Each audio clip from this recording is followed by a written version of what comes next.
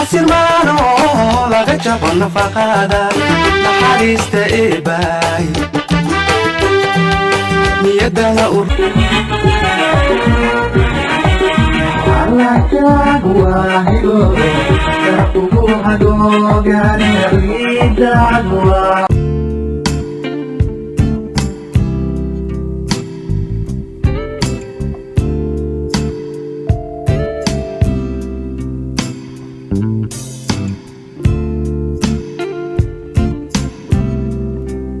السلام عليكم ورحمة الله تعالى وبركاته مقال ونكسن داوديال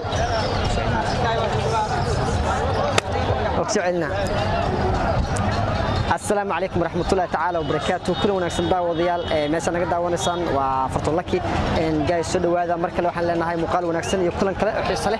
إن ما أنت برامج كايني وضنا وبرامج عيسيس قار كاله وبرامج حلقي سكسو هذا نحن كل جدونا جوبها تاريخية المجال المقدسو إنك وحنا كسوقنا هاي سيدا قلاش كده هنسا موجود جدا به طلاب الدرجة كداسون ما أنتنا فلوجنا وحكبلاميا درجة كداسون مركو حلنا هاي سودو هذا نلا الصعدة قيبها كلا يمقالة كلا عن صوتنا وعن كوب خدونا قيبها كلا دول وحيو صعد أصحاب دورة وبرامج كوهلية سيدا فرتون يصير كلا عاد يفتح داري مركو حلنا هاي نلا الصعدة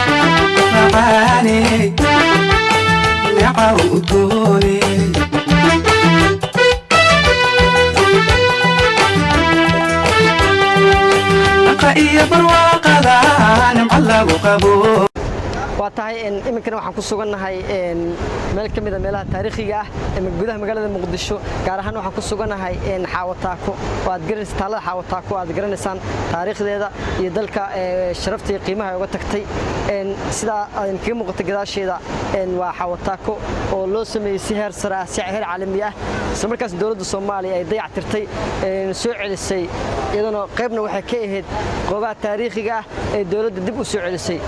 إن سدا كلا dhinacan waxayga in masxafka qaranka oo isla markaasna ku diyaarsiiyeen ama ku keedsiiyeen xasuusihii iyo sidoo kale taariikhii dawlad dalkeena Soomaaliya ama dalkeena hooyo dhangaas kala daad si eegtan waxa dhinaca ku haya isagana tiyaatarka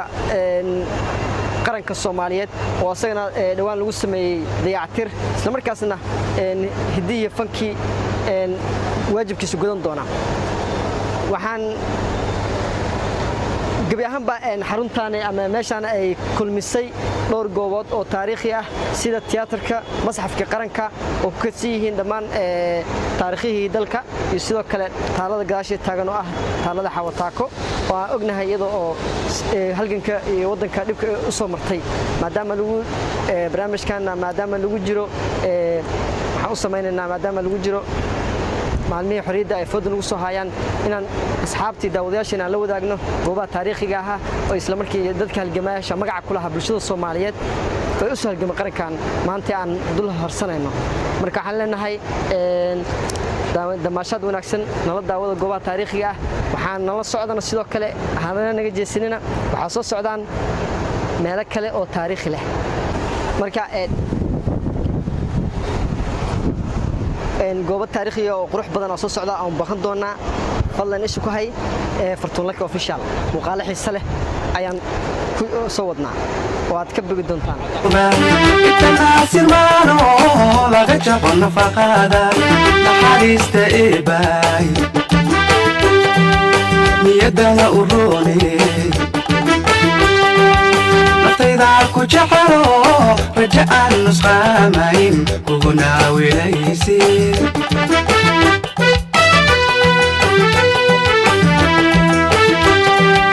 nabadee معاني نعو دوني نبضي معاني نعو دوني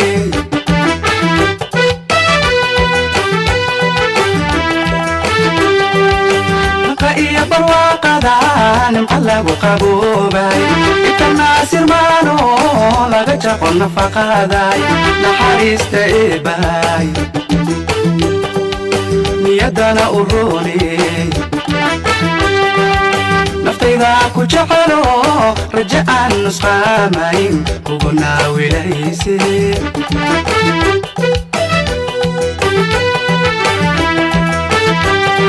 geeyay baryada ilaahiyo kama nooga ducaadee geeyay baryada ilaahiyo kama nooga ducaadee dalka noogu soo noqo waa tahay weli waxaan bartanka kaga jirnaa barnaamijkii maanta aan ugu kuurgelinay goobaha taariikhiga ah ee ku yaala gudaha magaalada Muqdisho iyo gabi ahaanba Soomaaliya hadda waxaan ku sugannahay ama soo gaarnay taalada SYL ka turjumaysa ama matalaysa dhaqaaqii xornimo doonka dhalinyarada Soomaaliyeed ee 13 nin ah gadaashii dambe waxa ku sawiran 13 dhalinyaro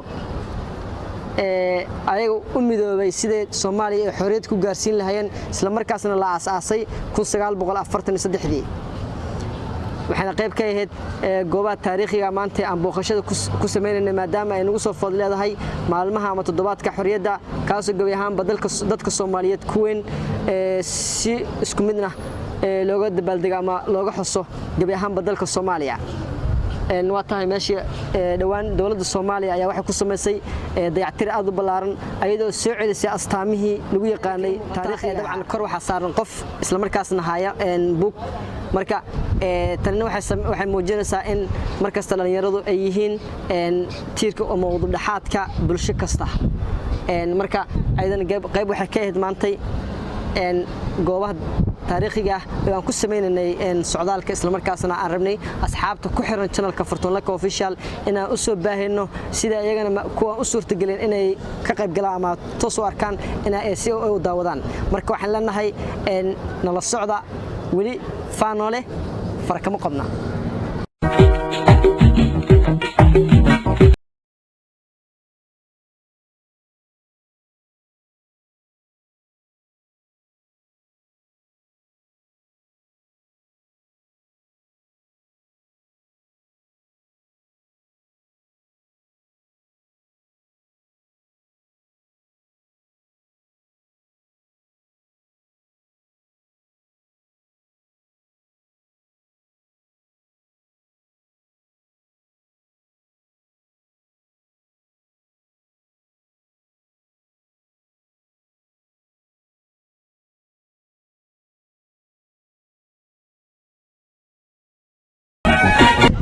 waa tahay waxaan ku jirnaa qaybihii dambe ee barnaamijka maanta aan ugu kuurgelinay goobaha taariikhiga ah ee gudaha dalka Soomaaliya gaar ahaan magaalada Muqdisho iminka waxaan ku suganahay taalada dhagax tuur ka soo horjeeda baarlamaanka ama xarunta baarlamaanka federaalka Soomaaliya taaladan taariikhiga waa dabcan taariikh gooni leedahay sida goobaha kale taariikhiga amaanta tagnay oo kale sida kaga muuqata dhagaxtuur dabcan waxay ka mid tahay ayadana sidoo kale goobaha taariikhiga oo maalinka xorriyadda la xuso dhammaan dadka Soomaaliyeed ku weyn muuqaalkan arkaysana ayadana sidoo kale dhawaan ayaa lagu sameeyay dhagaxtir dad dhalinyaro ayaa hadda galbihi kale u soo daawasho taga sidoo kale qaarkood iyagana sidoo kale sawirro iyo waxay ku galaan muuqaalo qurux badan marka waxaan leenahay asxaabta daawadayaasheena nagu taxan channelka Fortune Luck Official hadii jeer waxaan diyaar u nahay markasta markii barnaamijyo qurux badan oo xiiso leh inaan idin soo diyaarino hadii aan nahay Fortune Luck team marka la socod wanaagsan sidoo kale waxaan tagi doonaa goobo kale iyagana sidoo kale oo taariikhi leh wali hanaga daalanine la socda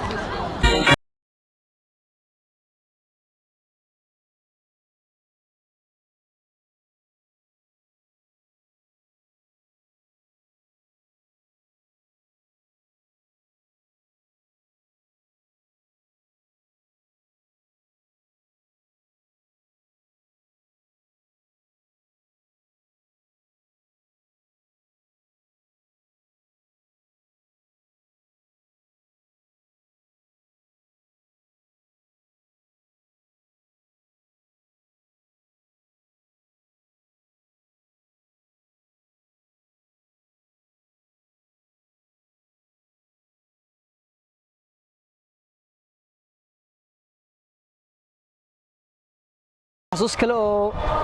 mudan xustaankeeda halkani waa taalada sayidka ama sayid maxamed cabdulla xasan hadaa in badan gabayada ku maqasheen adaa koofil oo jiitay aan dunida joogayne ama anagoo taleexnaal jihaad talada soo qaadnay maanta waa kana xasuustiisii dabcan hadii isagana la joogin waxa waaye waxaan naga tagayn taariikhdiisii sayid maxamed cabdulla xasan taariikhda Soomaaliyeed iyo u soo halgamay ummadda Soomaaliyeed xorriyadda maanta ay ku naaloonayso waxaan leenahay naxariis janno Ilaahay ka waraabiyo iyo dhammaan dadkii sidoo kale halgamayaasha ayaguna u soo wada halgameen dhawaan dawladda Soomaaliya waxay ku sameysay dayactir balaaran isla markaasna waxay keentay xasuusihii sayid maxamed cabdulla xasan ee lagu aqoon jiray waxaana ka mid tahay